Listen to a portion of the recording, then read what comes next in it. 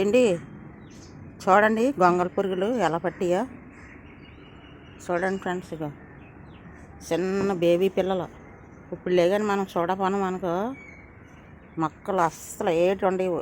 చూసారా ఎలాగొన్నాయో పుట్టలు చూడండి. ఏ నెట్టు కదిపితేను ఇదిగో ఏ నెట్టు కదిపితే అలా కదులుతాయో.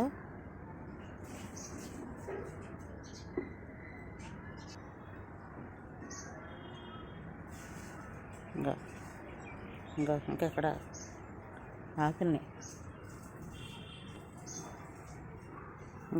ఇంకొకటి ఉందా అది శివార్థం చూడండి. ఇదిగో చూసారా ఇదొకటి. ఇప్పుడు ఈ ఆకులన్నీ మనం కత్తిరించేసి తెంచి లేకపోతే మొక్కలన్నీ అల్లిపోతాయి. ఇదిగో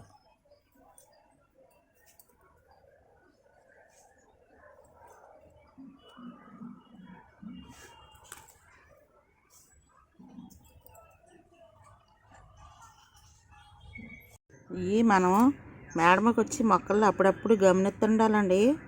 లేకపోతే మొక్కలు మనీ కాదు శుభ్ర తిన తేగ అంతా చూడండి అలా నల్ల చేసేనియో.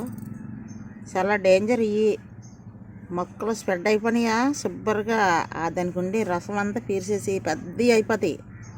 ఒక్కొక్క అంగుళం అయిపోతాయి, ఒక్కొక్కటిని లావుగా అయిపోతాయి, పిల్లలు పోసేస్తాయి. ఓకేనా? చూసుకోండి ఫ్రెండ్స్. అప్పుడప్పుడు మీరు గార్డెన్లోకి వచ్చి మొక్కలు గమనించుకోండి.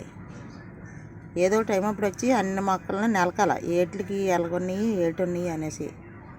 రోజుకి 2-3 మొక్కలన్నా ఆకులన్నీ చెట్టుకి ఆకులన్నీ చూడాలి.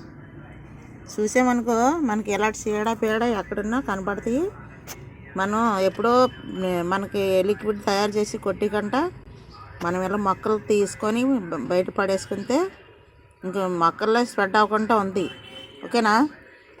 ఈ శుభ్రంగాని కాలుతో నలిపేసి లేకపోతే దూరంగా పడేయడమే ఎక్కడ కనపడకుండాని.